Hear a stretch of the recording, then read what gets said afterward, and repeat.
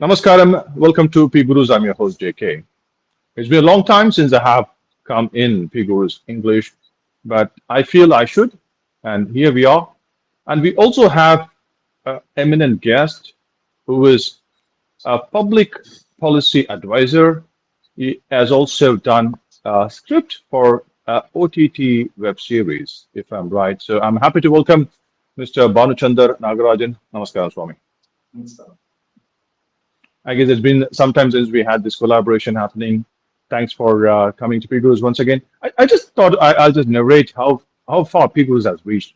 Recently, I had a trip to Ahobilam, and we were on a jeep, and somebody who accompanied me, who was a businessman, said that he's been following PGurus for some time now, and we are quite happy that we are able to reach out to many people with the right content. So, the right content we thought we should bring to you is about OTT, right?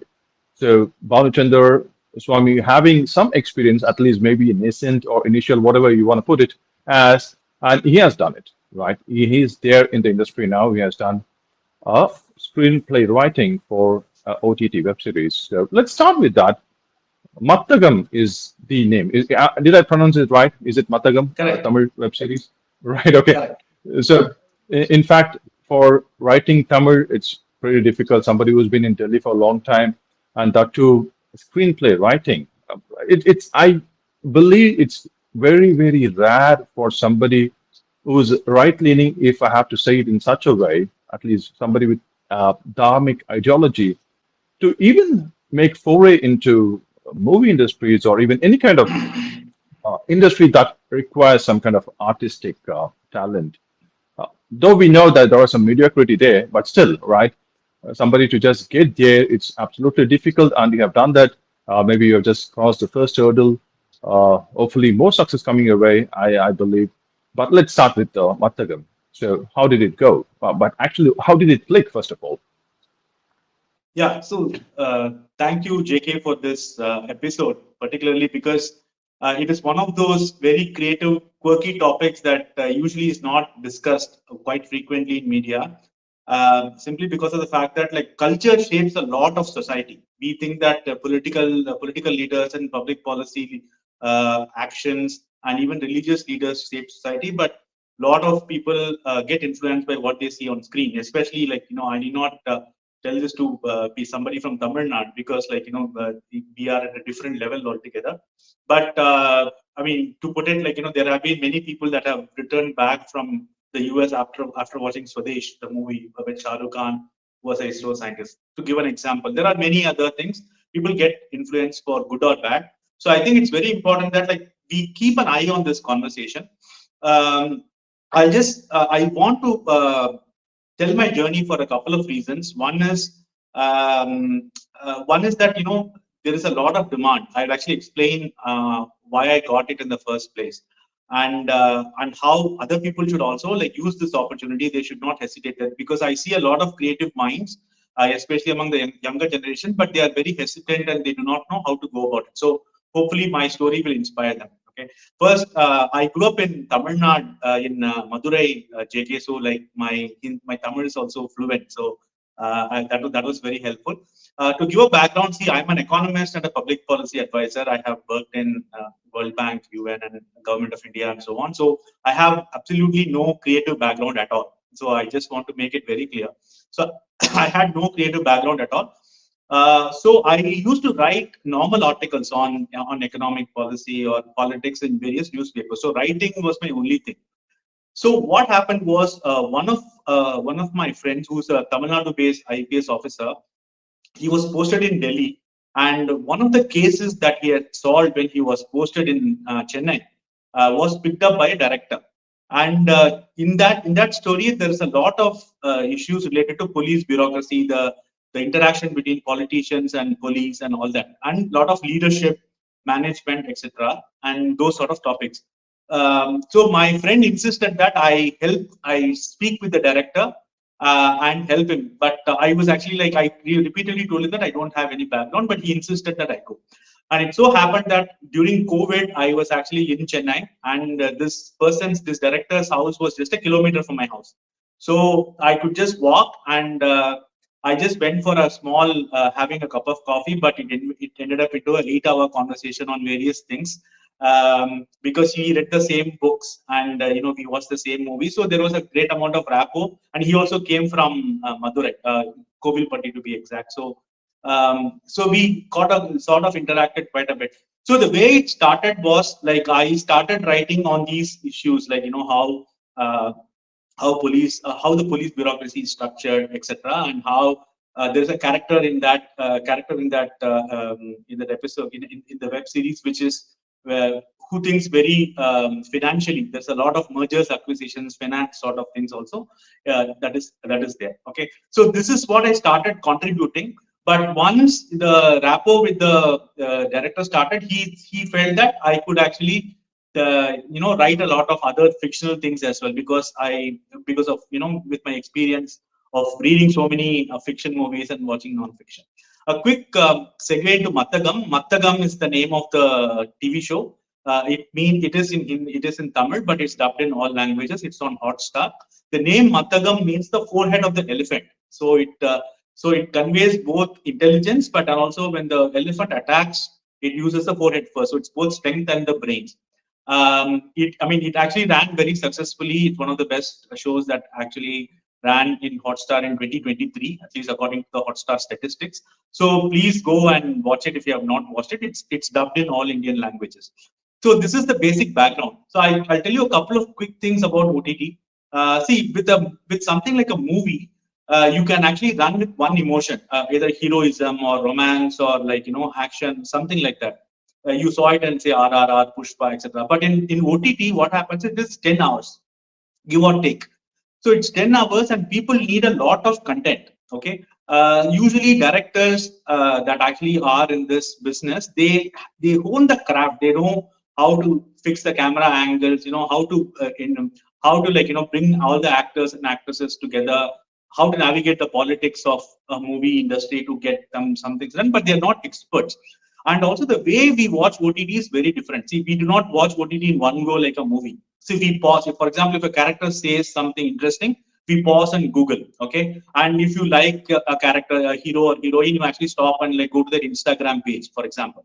Right. So it's a very different way of watching. So there is a heavy need for people who are experts in something that could actually contribute. So I urge the audience, especially youngsters, to keep an eye out for it.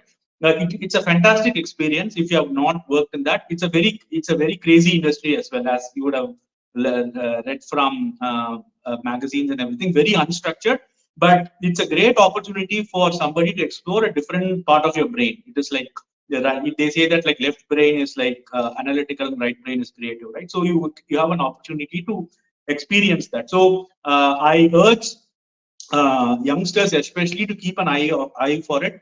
If you can make movies yourself, put it on YouTube. There are very important directors, say for example Karthik Subbaraj, who came actually doing this. Or if you know how to write scripts, put out scripts, write short stories, get into this process, because there's a huge demand. So what I see it is there's a huge demand and there's a huge supply of creativity as well, but there is a bridge because many people are very hesitant. So I'll stop with this, JK, and you ask further questions. Well, I'm ready with the volley of questions anyway. So one of the things I personally believe that kind of hinder the thought process of many right-wingers or right ideology is that they have certain restrictions in looking at something, right? I guess they can't think about maybe sleaze, right? It's not so easy.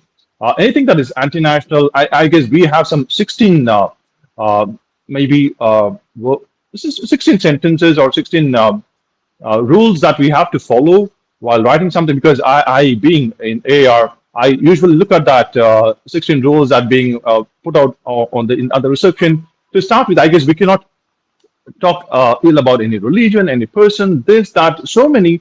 But this restriction does not apply to the left wingers, and they just run amok, and they get the free hand, and they do a lot of things. For example, a movie like Annapoorani, right, which actually kind of completely dumped in theaters. It didn't even manage to make enough money out of for the producer.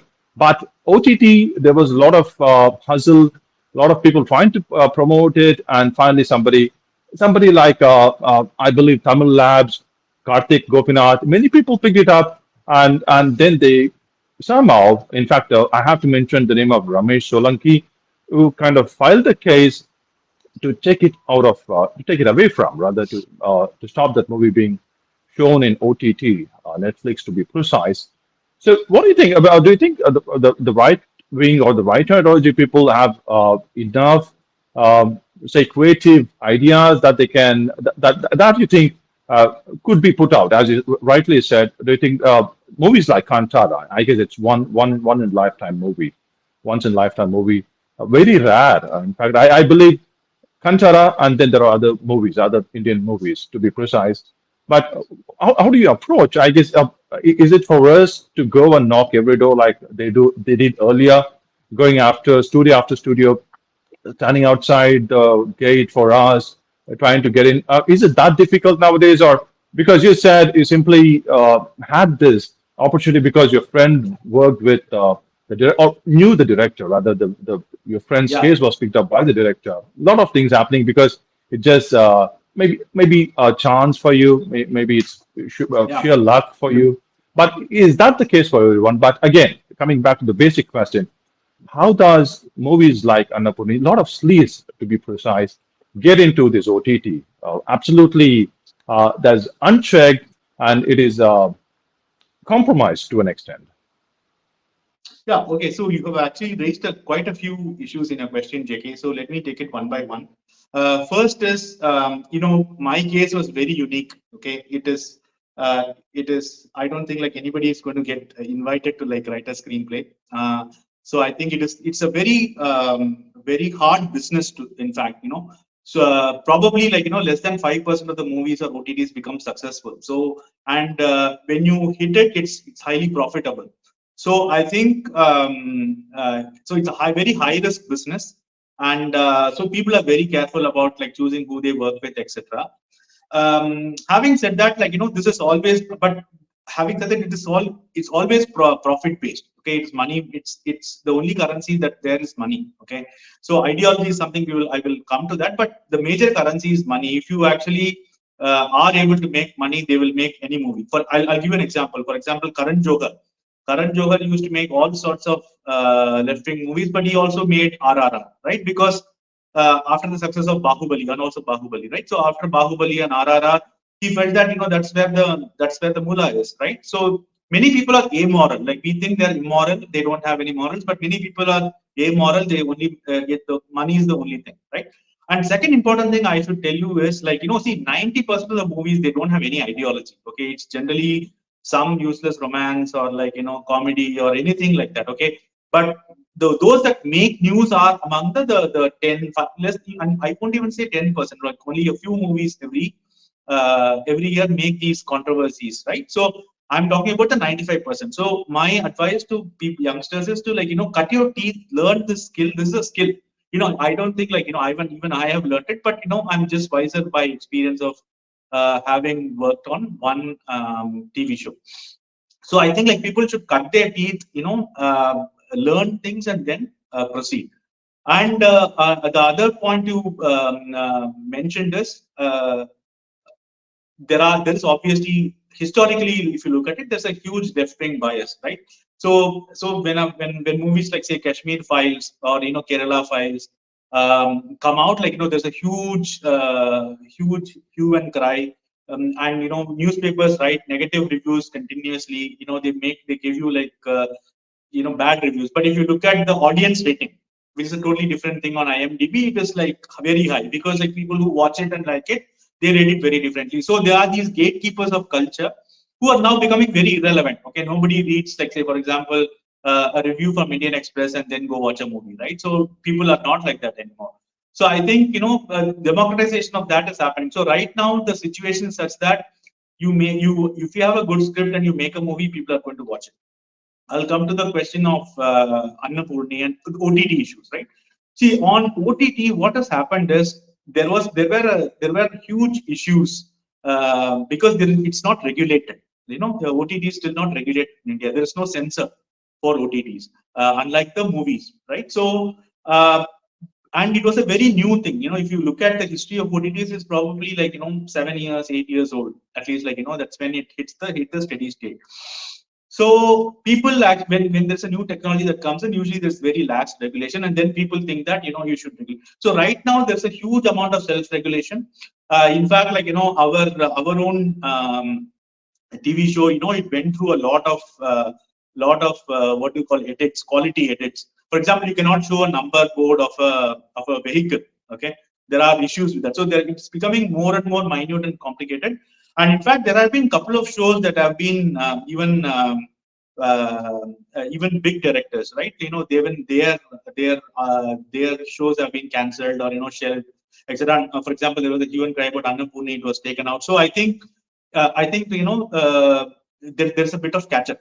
So coming to but also see, given we should also keep in mind that there is always freedom of expression. Unless somebody breaks the law, it's very hard for police or anybody to act on it, right? So there's always going to be propaganda from the left wing. The only way, like what 𝗤𝗚𝘅 said, 𝗤𝗚𝘅 said that if you want to counter one book, write another book, right?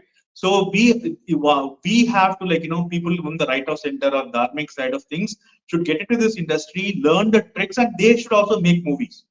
People say, for example, 𝗣𝗚𝗃𝗿 made these movies because of this, right? There was a movie about Subhashchandra Bose, okay, and there were a couple of war movies recently about recently there was Sam Bahadur, okay. So there are all of these good movies coming in. So the only way is to sort of, and you mentioned Kantara. So the only way to make these movies is to get people work and get people skilled. And India is actually going through a cultural shift as well, right? We are moving towards people would say right, but I would say the Dharmic center. There is a huge market for new ideas. There's a huge market for movies that are actually close to the culture. Okay, so I think there's a great opportunity for people to get into this. Right. Somehow we kind of managed to answer my questions. But yeah, I guess OTT is unregulated and we can't do much about it. I'm sure the Information and Broadcasting Ministry is looking into it. I guess lots of questions has been raised, and it is not good for movie being taken away from OTT. I guess it has happened. I remember a series called Godfather or something, and that was actually being removed. Godman, rather. That was the first thing. I guess Z Studios were sensible enough. I guess it didn't even get released, but just people's rather critics and people's doubt or rather voice have been heard by them, and they immediately removed that Godman. And now Annapoorani, hopefully, as you said, write another book, right? The only way to counter, and I believe that message might or should reach the people who are watching this. And Banu, thank you very much.